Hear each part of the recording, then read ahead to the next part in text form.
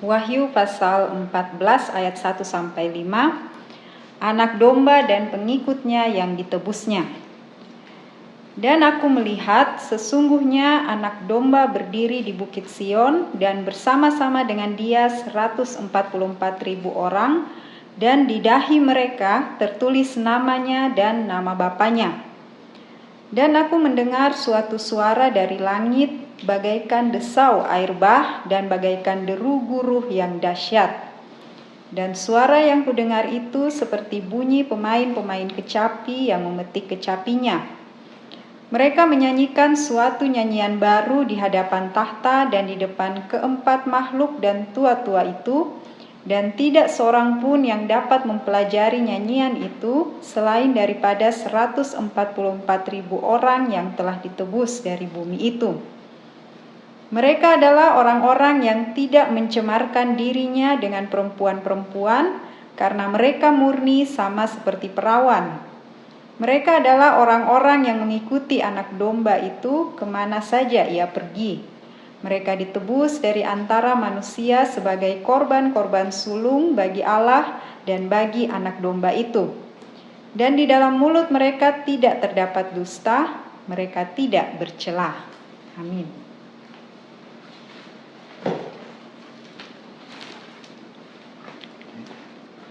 Bapak Ibu, saudara-saudari, adik-adik yang dikasihi Tuhan, itulah perikop pemberitaan firman pada siang hari ini.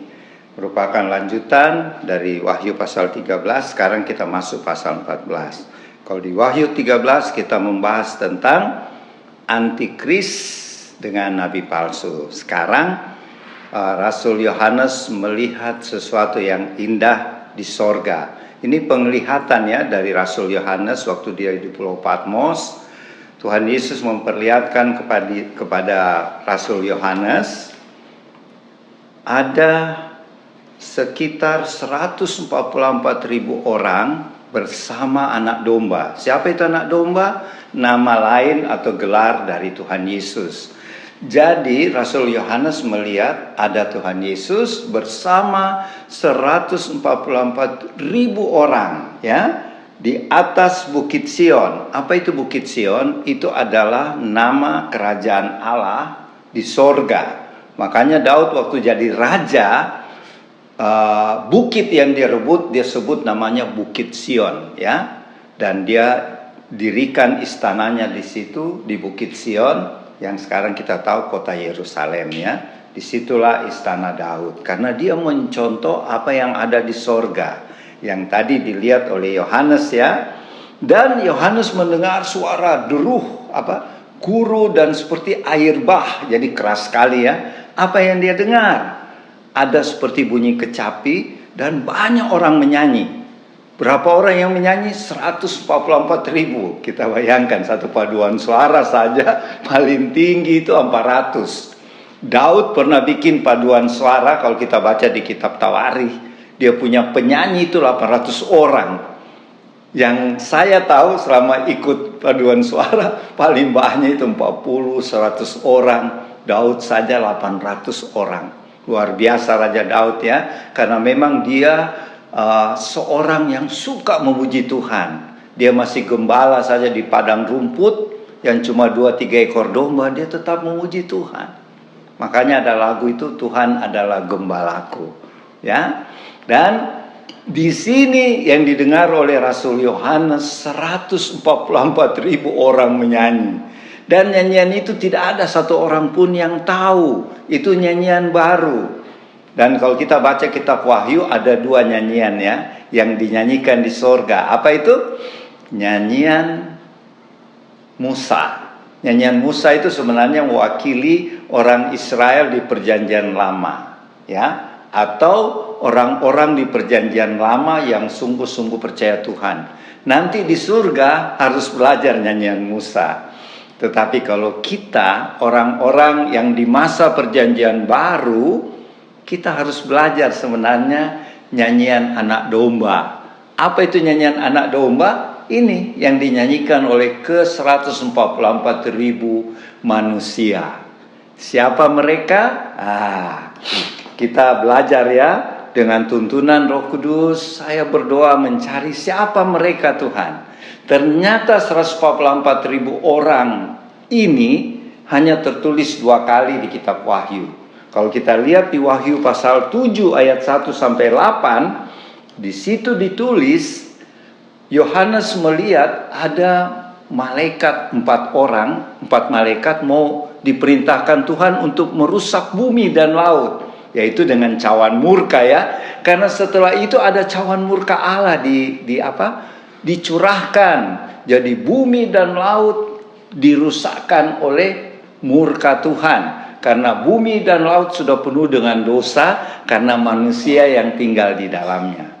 Tapi kita harus ingat ya, apa yang dilihat Rasul Yohanes ini, yaitu murka Allah dicurahkan lewat cawan pertama sampai ke-7, sangkakala pertama, terus apa lagi ya, cawan, sangkakala, itu tandanya murka Allah kepada orang-orang yang tidak percaya Tuhan ya, atau percaya Tuhan Yesus tapi suam-suam kuku, tidak sungguh-sungguh. Jadi mari kita dihimbau, kita adalah duta-duta Kristus di akhir zaman. Percayalah sungguh-sungguh pada Tuhan Yesus, layanilah Tuhan Yesus dengan sungguh-sungguh, yaitu melalui pelayanan kepada sesama ya. Jadi Tuhan Yesus pernah berkata, ketika kamu melawat aku di penjara, ketika aku telanjang kamu kasih pakaian, ketika aku sakit kamu menjenguk. Terus orang tanya muridnya, kapan itu Tuhan? Ketika kamu melayani orang-orang yang terbuang. Artinya orang-orang di dunia, ini peringatan buat kita warlot ya, diingatkan Tuhan. Jangan kita cuma melayani orang-orang kelas menengah dan kelas elit, tetapi juga orang-orang yang tidak berada, orang-orang miskin, orang menderita. Karena Tuhan bilang di Matius 25, kalau kamu melayani orang-orang terbuang ini, orang miskin dan menderita, sama engkau melayani aku. Nah itu satu peringatan buat kita ya. Tapi bukan orang kaya dan golongan menengah tidak dilayani. Kita lihat saja Tuhan Yesus melayani perwira Kapernaum, itu orang kaya ya, Nikodemus dan lain-lain. Jadi Bapak Ibu Saudara-saudari, kita kembali ke firman. Siapa ini 144.000 orang ini? Tapi yang jelas cuma dimuat 2 kali di Alkitab, yaitu di Wahyu pasal 7 ayat 1 sampai 8. Di situ kita lihat ketika seorang malaikat berseru kepada keempat malaikat yang ditugaskan Tuhan untuk merusak bumi dan laut, jangan dulu, sebelum kami memeteraikan orang-orang yang dipilih Allah. Siapa itu? Kalau kita baca di Wahyu 7 ayat 5 sampai 8, itu adalah semua orang-orang keturunan bangsa Israel. Dan tiap suku ada 12.000 orang. Kok bisa ya? 12.000 tiap suku. Jadi total 144.000. Itu di Wahyu pasal 7. Apa gunanya mereka dimeterai? Karena mereka mendapat tugas di masa kesusahan besar 7 tahun, di mana antikris memerintah. Jadi kita sudah di surga ya, kita sudah mengalami pengangkatan. Ke 144.000 orang Israel ini mendapat tugas menginjil tentang siapa Tuhan Yesus ya. Jadi memang Tuhan mengasihi bangsa Israel ya, sampai dia pilih 144.000, dan kemudian siapa lagi? 2 saksi. Jadi ada 2 golongan manusia yang akan melakukan pemberitaan Injil ya. Ini sesudah rapture ya, sesudah pengangkatan, yaitu 144.000 orang dari suku-suku di Israel dan 2 orang saksi Allah yang kita pelajari di minggu-minggu lalu, yaitu Musa dan Elia. Jadi kalau di total 144.000 2 orang. Jadi berapa itu ya? 144.002 lah. Dan kalau kita baca nanti minggu depan di Wahyu pasal 14, bukan saja cuma manusia Tuhan pakai.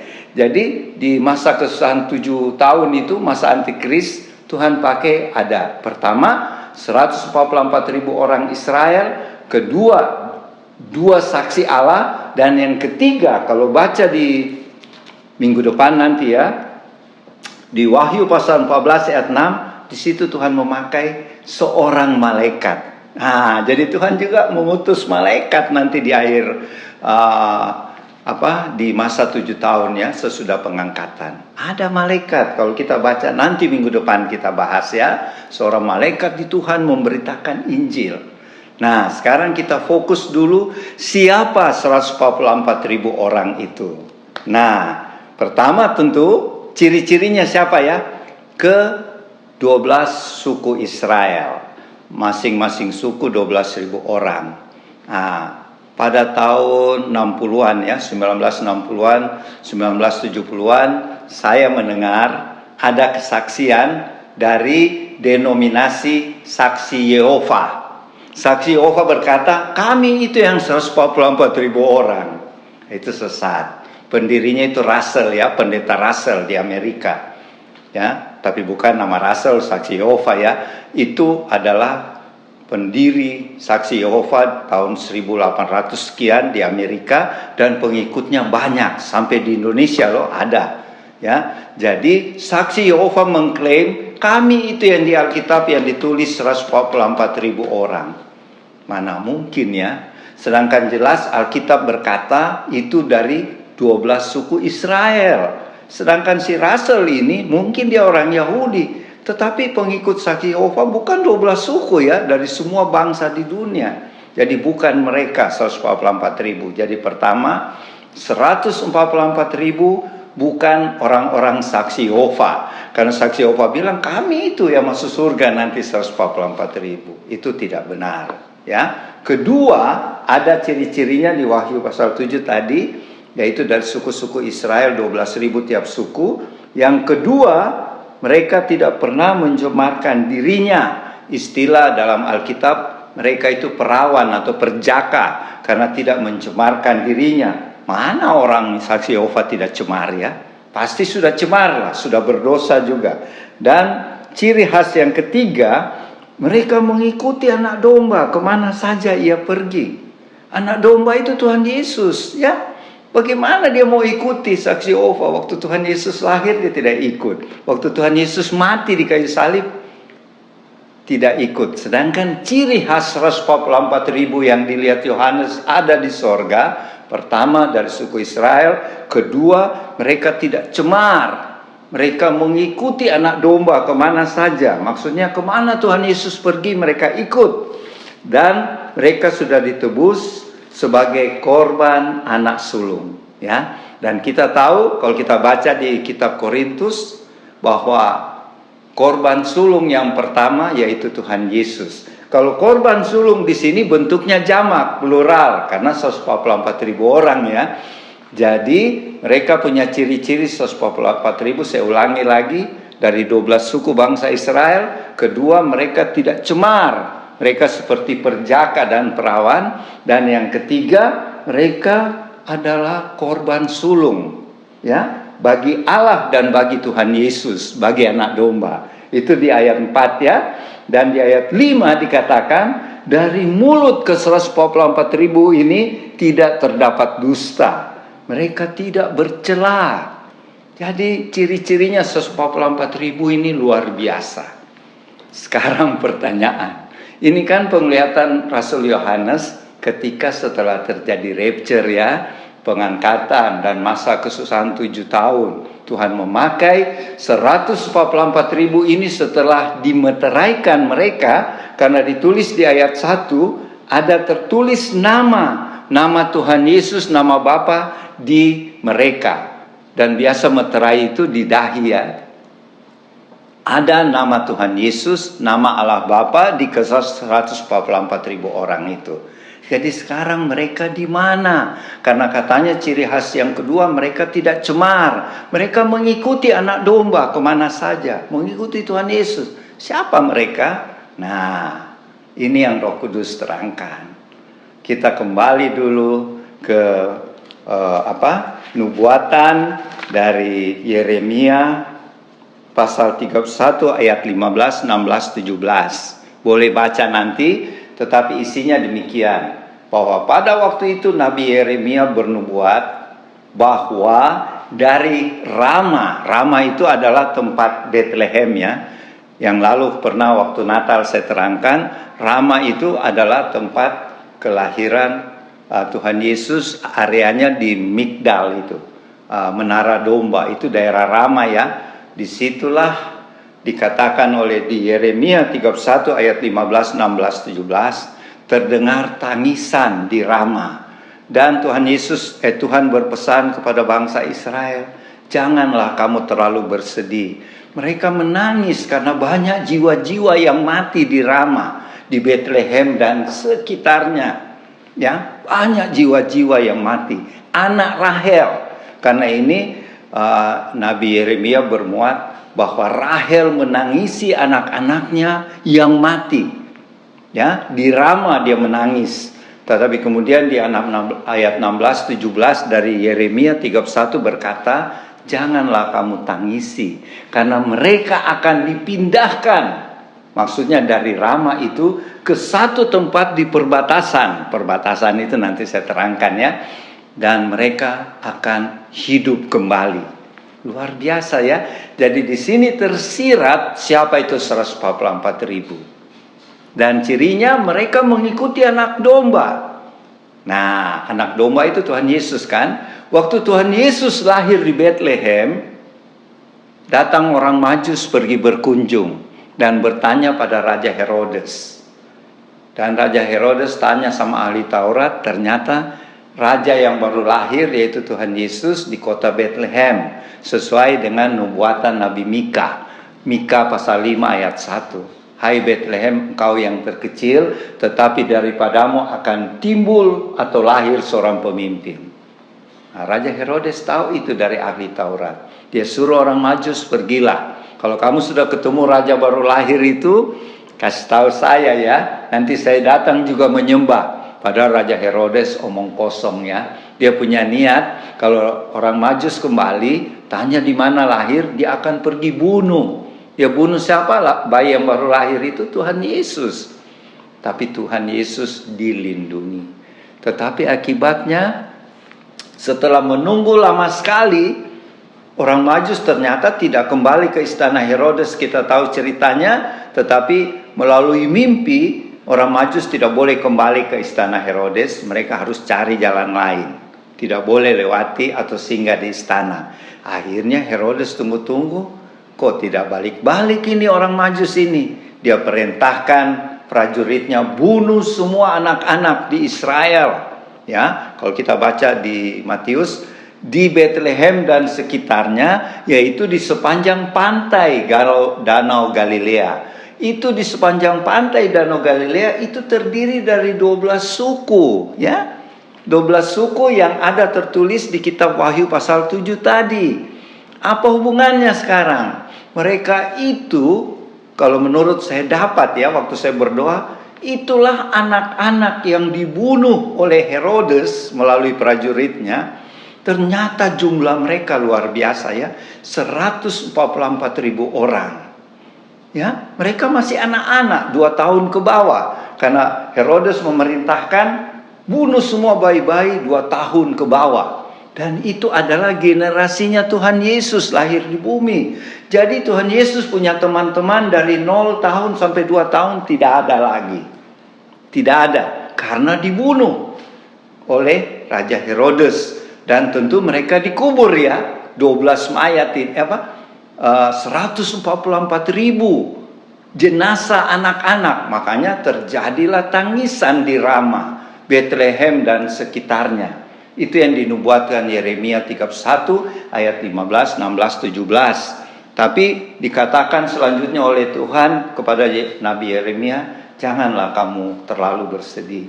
Sebab mereka akan kubangkitkan dan aku pindahkan mereka. Di mana Tuhan memindahkan mereka? Di masa 7 tahun itu. Dan mereka menjadi penginjil-penginjil. 144.000 bayi-bayi yang dibunuh oleh Herodes. Itulah dikatakan ciri khasnya mereka mengikuti anak domba kemana saja. Jadi waktu lahir saja mereka ikut. Ya, waktu Tuhan Yesus mati, mereka sudah mati duluan, dibunuh. Dan jenazahnya dikubur ya, ingat. Ya, Tetapi waktu Tuhan Yesus bangkit dari kematiannya, kita baca kuburan-kuburan terbuka. Inilah ke 144.000 bayi ini, rohnya bangkit, kuburan mereka terbuka, mereka naik ke sorga. Ya, itu baru rohnya. Tetapi nanti di masa 7 tahun, kalau kita baca di kitab Yehezkel pasal 37, Nabi Yehezkel melihat tulang belulang. Tulang belulang berarti orang yang sudah mati ya. Ini mengena pada ke 144.000 jenazah ini. Mereka sudah tulang belulang. Tetapi Tuhan berfirman, Tuhan suruh Nabi Yehezkel berfirmanlah, maka tulang-tulang itu bangkit dan akan menjadi prajurit yang perkasa, prajurit yang hebat. Siapa itu tulang-tulang? Itu ke 144.000 itu. Jadi setelah Tuhan Yesus bangkit, rohnya mereka 144.000 anak yang dibunuh, rohnya naik ke surga dulu, tapi tulang-tulangnya, jenazahnya masih di kuburan. Tetapi pada waktu masa 7 tahun itu Tuhan berfirman, bangkitlah tulang-tulangnya itu, dan Tuhan jadikan mereka prajurit perkasa untuk memberitakan Injil, yaitu ke 144.000 yang dilihat Yohanes. Dan kita tahu 144.000 ini tidak bisa mati, biar sudah disiksa, dipotong, dibunuh, tidak bisa mati. Dan kita tahu dari kitab Wahyu, mereka juga rapture. Jadi 144.000 ini tidak mengalami kematian seperti anak domba ya. Mereka mati waktu dibunuh, tapi waktu mereka Tuhan Yesus bangkit, mereka juga bangkit tapi rohnya. Kemudian Tuhan berfirman, tulang-tulangnya mereka dibangkitkan di masa 7 tahun. Kita sudah di sorga ya, kita sudah pengangkat. Mereka dipakai Tuhanlah untuk pergi penginjilan bagi bangsa Israel dan seluruh dunia. Hebat ya rencana Tuhan. Jadi kita sudah tahu sekarang siapa itu 144.000 orang yang ditulis di Wahyu 7 dan pasal 14 yang kita bahas saat ini. Mereka adalah bayi-bayi yang dibunuh oleh Herodes. Ya, tapi mereka dibangkitkan kembali dan mereka dipakai Tuhan di masa kesusahan 7 tahun itu. Dan seperti ciri-ciri yang dikatakan di Wahyu 14 ayat 5, di dalam mulut mereka tidak ada dusta. Bagaimana anak-anak masih bayi sampai 2 tahun mau berdosa, enggak kan? Dan mereka tidak berdosa, memang. Jadi semua ciri-cirinya terdapat di ke 144.000 orang ini adalah yang dibunuh oleh Herodes. Jadi benarlah, mati di dalam Tuhan tidak sia-sia. Ke 144.000 bayi yang dibunuh di 12 suku Israel, memang ditulis di Alkitab di Matius 2, di Bethlehem dan sekitarnya. Tetapi kalau bahasa aslinya, Bethlehem dan sepanjang laut Galilea, Danau Galilea, itu adalah tempat 12 suku. Jadi ciri-ciri dari 144.000 yang dilihat oleh Rasul Yohanes di Pulau Patmos itu yang ada di surga. Yang pertama dari 12 suku Israel yang ternyata adalah anak-anak yang dibunuh waktu Herodes memerintahkannya, karena dia tidak bisa bunuh Tuhan Yesus. Itulah 144.000. Kemudian dikatakan di ayat 5 bahwa mereka hidup sebagai buah sulung. Kita tahu di Alkitab Tuhan Yesus buah sulung dan mereka juga buah sulung sebagai korban. Kenapa? Korban sulung, Tuhan Yesus saja baru lahir mereka sudah dibunuh. Nah itulah buah sulungnya. Dan yang ketiga,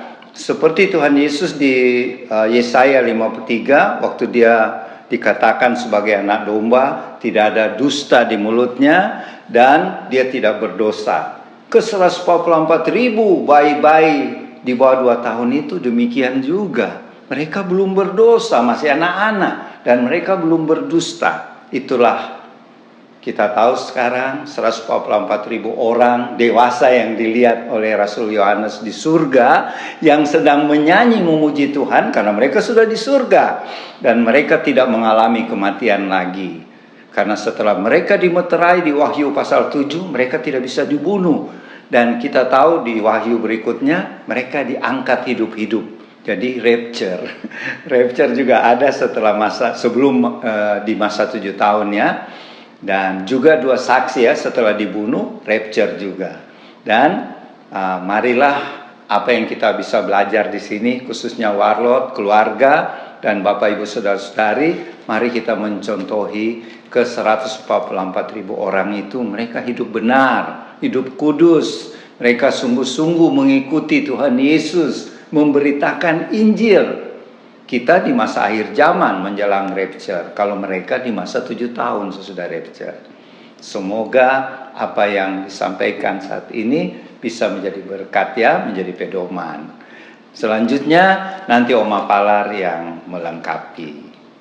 Selamat siang Bapak Ibu, saudara-saudari di rumah, dan tim Warlord.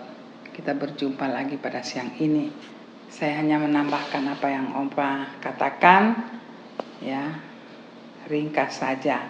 Tadi kita sudah baca di Wahyu 14. Bagaimana Tuhan membuktikan dan mengatakan sesuatu yang indah bagi anak-anaknya. Saya coba ke belakang dulu, mulai dari Wahyu 12, 13, dan kita hari ini membaca dari Wahyu 14. 12 dan 13 itu kelihatannya satu penderitaan ya. Penderitaan yang kita harus alami. Saya tidak ulang, di situ ada bagaimana iblis dengan segala kelengkapannya mau merampas karya Tuhan, mau membatalkan karya Tuhan, tapi itu tidak bisa. Dan akhirnya Tuhan menang, tetapi iblis tidak putus asa. Iblis mengejar turunan dari perempuan itu, ya. Itu di ayat yang ke-13.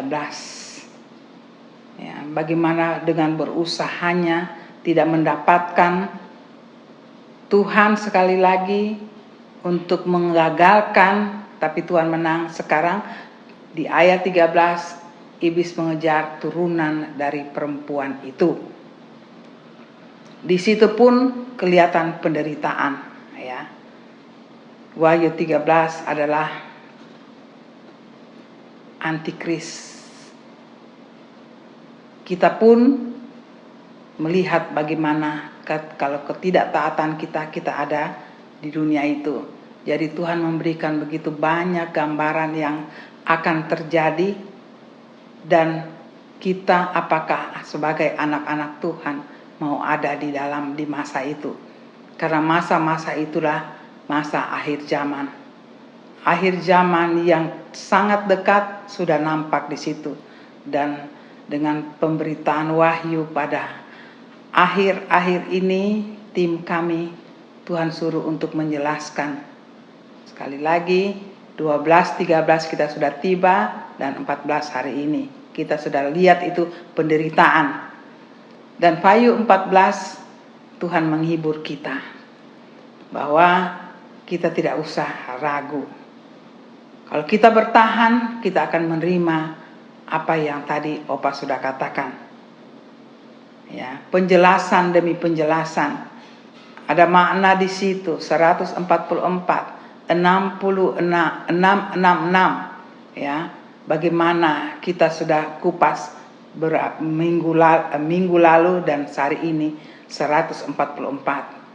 Tadi Opa sudah katakan itu buah sulung. Itu buah sulung dari apa yang Tuhan buat untuk anak-anaknya yang tetap mengikut apa yang Tuhan mau, taat apa yang Tuhan katakan. Itulah hasil Tuhan menghibur kita dengan apa yang kita akan tepati, jalankan apa yang Tuhan mau dalam hidup kita. Dan jadi dalam hal ini sebagai anak-anak Tuhan, saya tidak ulangi apa yang Opa katakan, saya hanya melanjutkan. Mari kita tetap setia. Apa yang Tuhan kupas di dalam Wahyu itu sudah nyata dan benar. Memang ada banyak hal di situ, lambang, angka ya, banyak hal-hal yang Tuhan seperti kita tidak mengerti, tapi kita pasti, saya ulang lagi, kita pasti mengerti kalau kita di dalam Tuhan. Yang pertama, dan yang kedua, kita tidak bisa mengerti, kalau saya ulang-ulang di sini, kita tidak bisa mengerti ini kalau kita tidak mengerti Alkitab. Ya. Kalau kita memang harus belajar, saya ulang kembali, kalau kita tidak bisa mengerti, kalau kita tidak belajar firman dari awal. Ya. Soal apakah kita mau belajar, ya, mau sekolah, meneliti, itu pribadi masing-masing di hadapan Tuhan. Tetapi kita harus tahu apa maksud kita ada di dunia ini, terlebih Tuhan yang membentuk kita, yang mengirim kita ke dunia ini untuk membuktikan bahwa kehidupan kita tidak sia-sia. Membuktikan kepada iblis bahwa hidup kita tetap menang karena ada Tuhan yang memakai kita untuk membuktikan karyanya, bahwa Dia tetap ya di atas ya. Hidup kita tidak akan sia-sia. Kita membuktikan bahwa kita menang karena ada karya Tuhan, yaitu darah Tuhan Yesus. Ya. Mari teman-teman, saya tidak panjang, itu sudah sangat jelas. Tapi mari kita ada di dalam apa yang kita berita pada hari ini. Sebagai anak sulung, Tuhan sebagai yang sulung bagi kita, dan jemaat adalah 144 ya, yang sudah mendahului kita, dan kita patut bersyukur dan kita mengikuti mereka. Itu menjadi tolok ukur hidup kita tetap akan berkemenangan di dalam Tuhan. Tuhan sudah berkarya bagi kita. Kita memakai kuasa yang Dia berikan. Lengkaplah kekuatan kita dalam Tuhan adalah Roh Kudus yang sudah tinggal bersatu dengan kita, dan setiap apa yang Tuhan katakan, kerjakan dan mengingatkan kita, tidak usah takut di dalam kehidupan ini karena aku menyertai kamu. Jadi ayat 14, pasal 14 ini adalah satu penghiburan besar bagi setiap anak Tuhan. Kita dipacu untuk setia, bawalah misi ini kepada orang yang belum mengenal Tuhan. Jangan takut, Tuhan ada bersama kita dengan karya Roh Kudus-Nya di dalam kita menapaki kehidupan kita. Hanya itu, Tuhan memberkati. Kiranya ini di rumah Bapak Ibu bisa mengembangkan lagi, kalau mau kita tetap belajar firman. Firman itu akan menghidupkan kita. Tuhan memberkati, sampai kita berjumpa pada minggu depan.